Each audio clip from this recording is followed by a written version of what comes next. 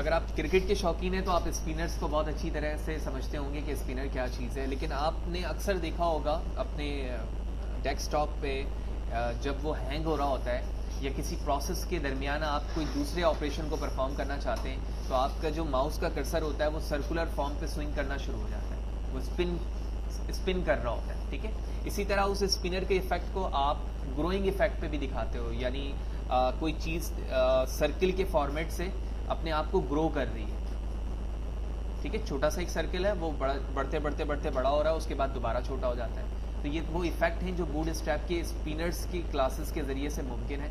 कैसे इनका इफेक्ट आता है वो हम देखते हैं। तो इसके लिए मैं एक स्पेन का टैग बनाता हूँ, ठीक है। और इस स्पेन के टैग के अंदर हम एक क्लास यूज़ करते हैं,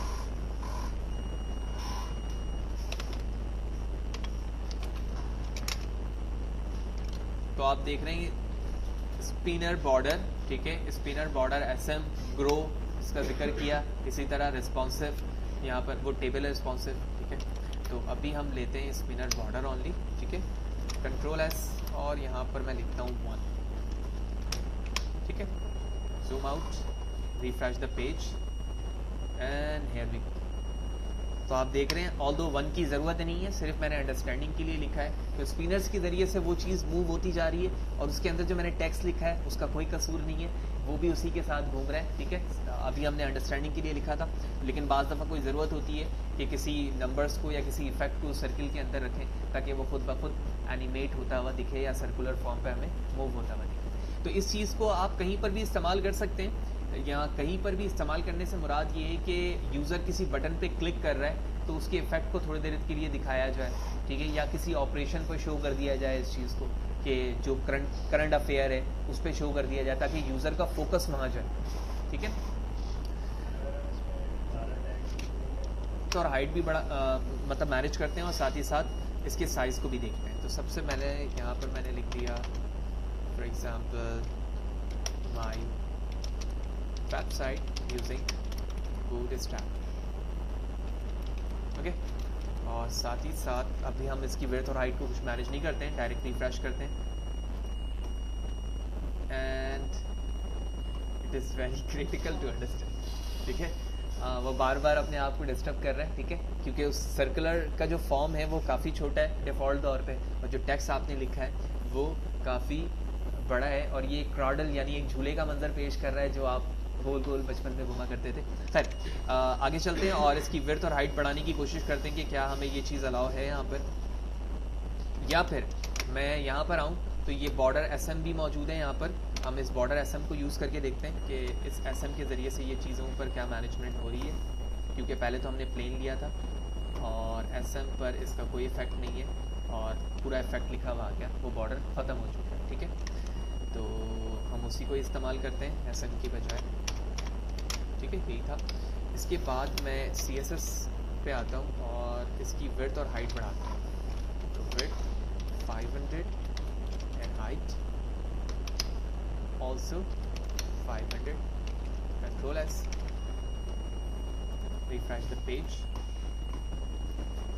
ठीक है। तो सर्कल काफ़ी बड़ा हो गया है लेकिन वो टेक्स्ट को अपने अंदर इन होल्ड नहीं कर पा रहा, ठीक है, क्योंकि ये इस मकसद के लिए इस्तेमाल नहीं होता कि आप इसमें टेक्स्ट को लिखकर मूव कर रहे हो। नॉर्मली जैसे मैंने मकसद बताया कि जिस तरह आप जब मशीन डिस्टर्ब होती है आपकी मल्टीटास्किंग के दौरान तो वो सर्कल फॉर्म पे शो कर रही होती है, विच मीन ये इन प्रोसेस है, उसी मकसद के लिए इस्तेमाल किया जाता है जिसमें हमने उसके इफेक्ट्स को अभी देखा।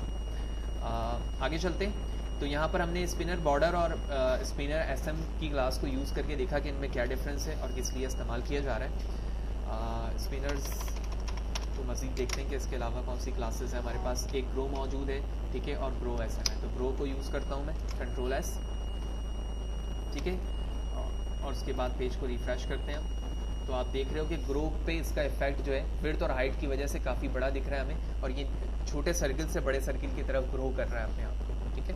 मैं इसकी विड्थ और हाइट कम करता हूँ क्योंकि ये इसकी वजह से हमें प्रॉपर्ली नहीं दिख रहा है। तो जिस सर्किल के हवाले से हम पढ़ रहे थे वही सर्किल इस वक्त मेरी मशीन पे भी मौजूद है, वो जा चुका है। मैं इसे हटा देता हूँ यहाँ से, ठीक है, Ctrl+S,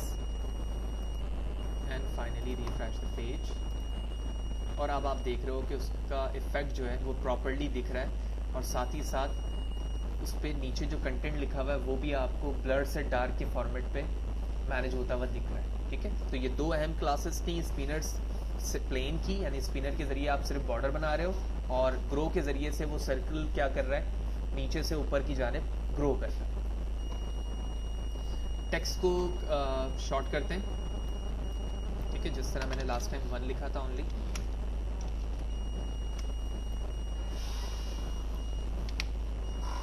कंट्रोल एस। ठीक है, तो आप प्रॉपर्ली आप देख रहे हो कि सिर्फ और सिर्फ जो है एक स्मॉल सर्किल शो रहा है। तो क्या मैं इसका कलर भी चेंज कर सकता हूँ? जिस तरह मैंने स्पिनर्स को देखा था वो ब्लैक कलर में था और इस वक्त ग्रो भी ब्लैक कलर में, तो दोनों के कलर्स को भी हम चेंज करना चाहेंगे। इसके लिए मैं जो ऊपर हमारा काम हुआ था, मैं पहले तो इसे बॉर्डर पे लेकर आता हूँ।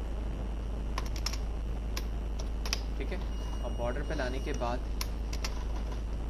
मैं बीजी कलर पहले अप्लाई करता हूँ, BG dark, control S, refresh the page. तो आप देख रहे हो कि बीजी कलर भी चेंज हो चुका है जो उसके बैकग्राउंड का है। ठीक है, और अगर मैं सिर्फ टेक्स्ट का कलर चाहता हूँ तो इसके लिए मैं दोबारा आता हूँ और टेक्स्ट,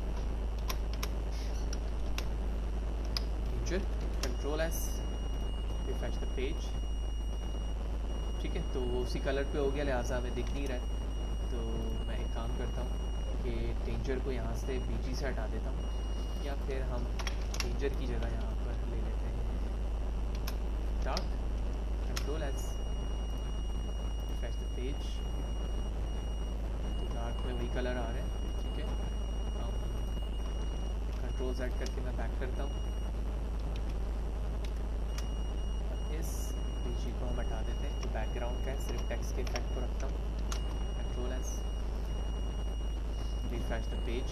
और सक्सेसफुली आप देख रहे हैं कि मैंने अपने अराउंड का यानी सर्किल का कलर अब क्या कर लिया है, चेंज कर लिया है। तो जब मैं सर्किल का कलर चेंज कर चुका हूँ तो इसका मतलब है कि मल्टीपल्स कलर्स इसमें अप्लाई कर सकता हूँ। तो यकीनी तौर पे मैं इसे कॉपी पेस्ट करूँगा और इसमें इफ़ेक्ट्स को ऐड करवाते जाऊँगा। फिर इसी तरह जो 3 इफ़ेक्ट मैंने बॉर्डर के साथ लिए हैं, इसको मैं ग्रो के साथ इस्तेमाल कर लूँगा। तो ये तीनों को मैंने दोबारा कॉपी किया, पेस्ट, टेक्स्ट डेंजर की जगह मैंने इसको चेंज किया और डार्क किया। फिर इसी तरह text info and text primary. Similarly border की जगह हमें ग्रो यूज़ करना है, तो इसी क्लास को मैं इससे भी मैनेज करूँगा, इससे भी करूँगा और इससे भी करूँगा। और इसी तरह यहाँ पर मुझे मैनेज करना है primary, info, dark. Okay, zoom out, control S, refresh the page and here it is. तो आप देख रहे हो कि बिल्कुल ये तमाम चीज़ें मैनेज हो चुकी हैं। मैं इसके फोरग्राउंड को भी चेंज कर पा रहा हूँ, बैकग्राउंड को भी चेंज कर पा रहा हूँ, और दोनों के ग्रो को भी हमने देखा कि किस तरह टेक्स्ट में इसमें लिख सकता हूँ और इसकी मूवमेंट करवा सकता हूँ।